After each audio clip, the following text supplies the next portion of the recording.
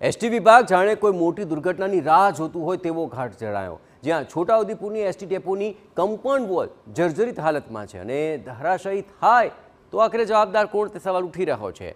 જ્યાં છોટાઉદેપુર પાસે ST ડેપોની compound wall જર્જરિત અવસ્થામાં છે।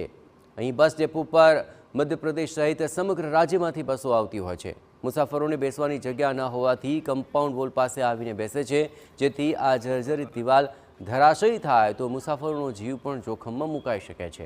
આ મુસાફરો સહિત સ્થાનિકોની એક જ છે માંગ કે વહેલી તકે દિવાલ નવી બનાવવામાં આવે।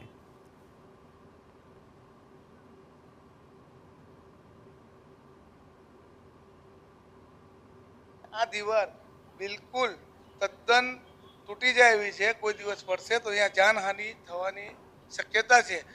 તો આ દીવાલને તોડી અને છોટાઉદેપુર બસ ડેપો મેનેજરે આની કાળજી લેવી જોઈએ અને આ દીવાલ નવી ઊભી કરવી જોઈએ।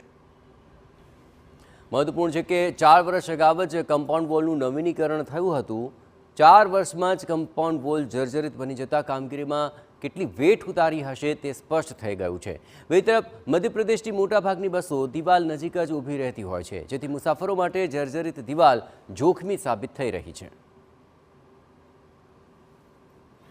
જે કમ્પાઉન્ડ વોલ છે એમાં એક કમ્પાઉન્ડ વોલમાં થોડુંક ક્રેકિંગ ને એવું આવ્યું છે, પડી જાય એવું છે, તો એને રિપેરિંગ કરાવવાનું મારું ધ્યાન દોર્યું છે।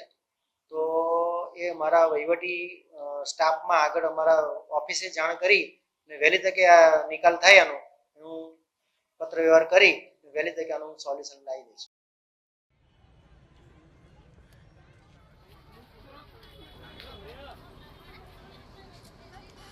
તો મુસાફરો સહિત સ્થાનિકો માંગ કરી રહ્યા છે કે કોઈ દુર્ઘટના ઘટે એ પહેલાં જ આ દિવાલનું સમારકામ અથવા તો નવી દિવાલ બનાવવામાં આવે। આ છોટાઉદેપુર ગામ છે અને આ છોટાઉદેપુર ગામનો આ જોઈ શકો છો કે એસટી ડેપો છે। અહીં મધ્યપ્રદેશ તરફથી ગુજરાતમાં આવવા માટે અસંખ્ય એટલે કહી શકાય કે હજારોની સંખ્યાની અંદર અહીં મુસાફરો આવતા હોય છે અને ગુજરાતના અલગ અલગ વિસ્તારોમાં તેઓ જતા હોય છે। આદિવાસી વિસ્તારમાંથી આવતા જે લોકો છે અહીં જે આ જગ્યાએ હું તમને બતાવવા માંગીશ કે આ જગ્યાએ બસ આગળ ઊભી રહે છે અને તેમાંથી ઉતરતા મુસાફરો છે આ દિવાલને અડીને બેસતા હોય છે।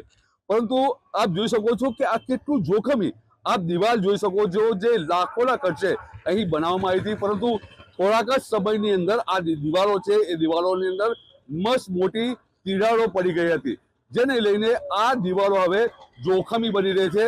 પરંતુ એસટી વિભાગ છે, એસટી વિભાગના જે ડેપો મેનેજર છે તેને જાણે કંઈ પડી હોય તેવું લાગતું નથી અને આ જે દિવાલ છે એ દિવાલ જો ધરાશાયી થશે તો મોટી દુર્ઘટના ઘટી શકે તેવી શક્યતા જોવાય છે। હવે આ બાબતે આ તંત્ર ચિંતા કરે અને ફિકર કરે તે જરૂરી બન્યું છે। મકબૂલ મંસૂરી, TV9 છોટાઉદેપુર।